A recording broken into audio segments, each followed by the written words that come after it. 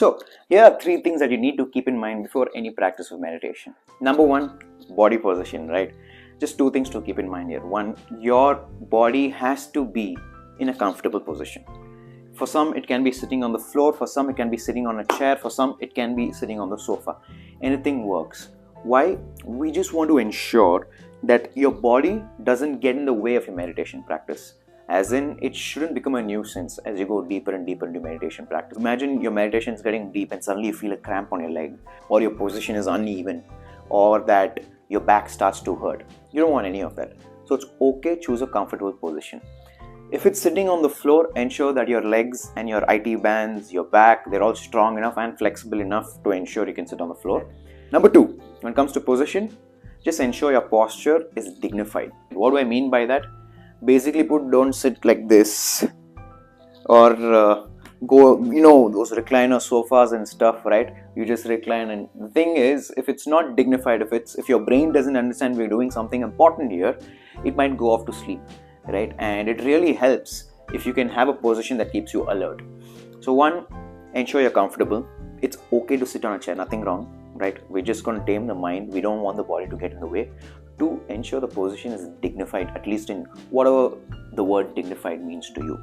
Space. Where am I going to do my meditation practice? Personally, I've dedicated an entire room in my house where we all just practice meditation and nothing else. If that's not feasible for many of us, what we can do is take a spot in your room or your puja room where you'll not be disturbed, and ensure you do nothing but just practice meditation. Why?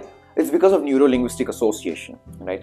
The more and more you practice just one thing in a specific spot, your body automatically understands. Your body and your brain automatically understands it needs to adapt to whatever you're going to do. For example, now when I go into my meditation room, my mind knows I'm going to go into meditation and it quietens down automatically.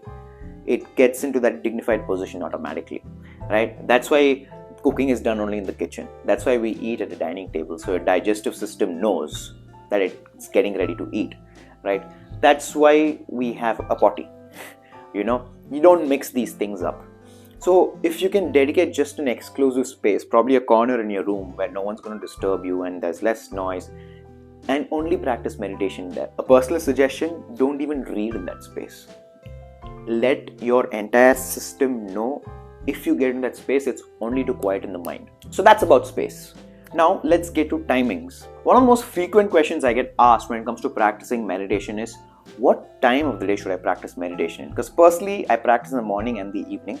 Here are a few things that I learned in the last 14 years of my meditation practice.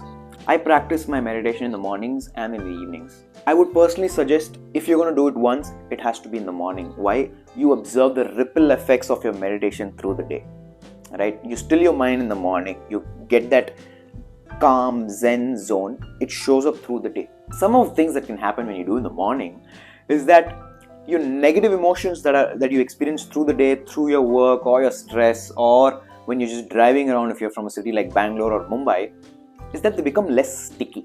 I know the next question that's coming in your mind, right? What about Brahma Muhurtam and getting up early in the morning before sunrise and all that? Yes, it does work, but we are people who like to party all night. Sometimes our work goes to 2 o'clock and 3 o'clock sometimes, and expecting us to get up at 4:30, no. It's not a practical idea. If it works for you, it works for you. But personally, I'm suggesting choose a time right after you wake up. Right after you wake up, give yourself your little time slot of meditation and get started. Now, let's discuss duration of meditation. Now, the entire point of our interaction is not just to learn about meditation, but to put into practice. So it's a long-term vision, right?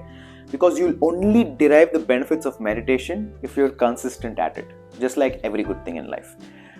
So keeping in mind that our objective is to establish a habit, personally suggesting to you, as I do to all of my one-on-one clients, start small.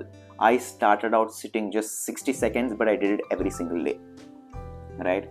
I would suggest you start with 180 seconds to 300 seconds, right? Don't be like, we're going to do half an hour of meditation, bro, and then not do it for like 4 days of the week, right? We want to establish a sustainable long-term habit. It's okay to start small. That's a story of how I was able to elongate my meditation practice. I started out with just 1 minute, it evolved to 5, then 7, then 9. Now I can sit for half an hour to 1 hour to 1.5 hours without moving my body.